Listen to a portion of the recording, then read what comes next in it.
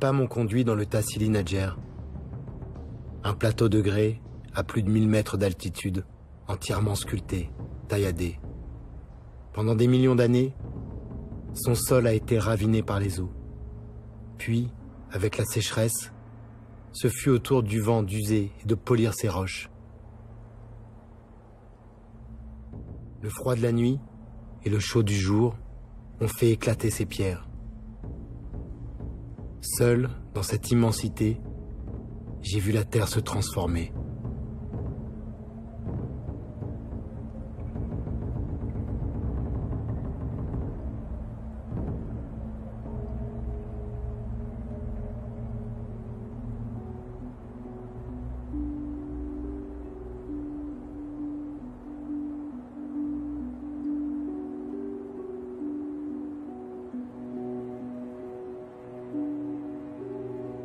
J'ai bu l'eau des Gueltas, pris soin de ne pas boire en même temps que les chèvres.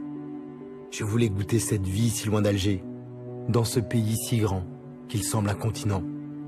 En fait de chèvres, on croise de rares mouflons tant le relief est escarpé. À l'aube et au crépuscule, cet animal cherche l'eau et des plantes pour se nourrir.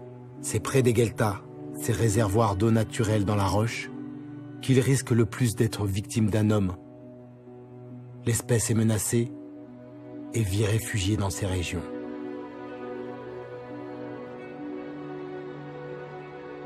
Sur ma route, les seuls humains que je croise sont des morts, des tombeaux qui remontent au néolithique. Les plus anciens datent d'environ 6000 ans. Ce sont de simples enclos.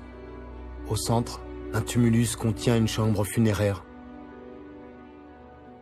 Seuls les hommes y sont enterrés, couchés sur le côté, la tête vers l'Orient.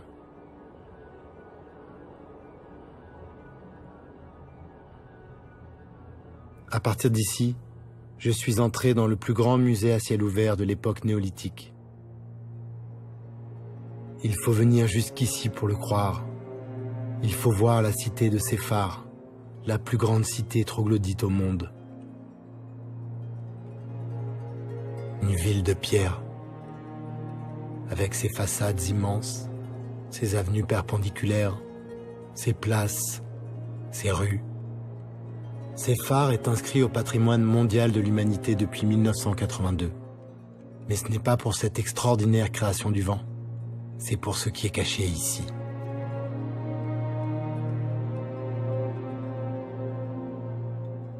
« 15 000 dessins et peintures rupestres ornent les murs de cette monumentale cité naturelle. Séphar du Tassili Nadjer est un des plus vastes ensembles d'art rupestre préhistorique au monde. On y découvre d'immenses récits de guerre, de conquête, de civilisations perdues.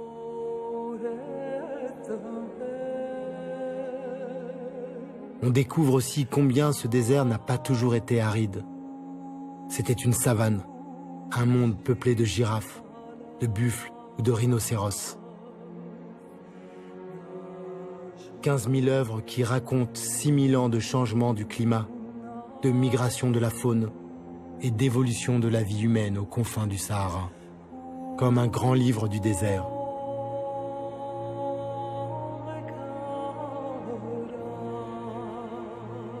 Et comme souvent, un livre qui contient des mystères, à commencer par celui de ces êtres étranges qui apparaissent dans certains dessins et dont les formes n'indiquent ni un animal, ni vraiment un humain.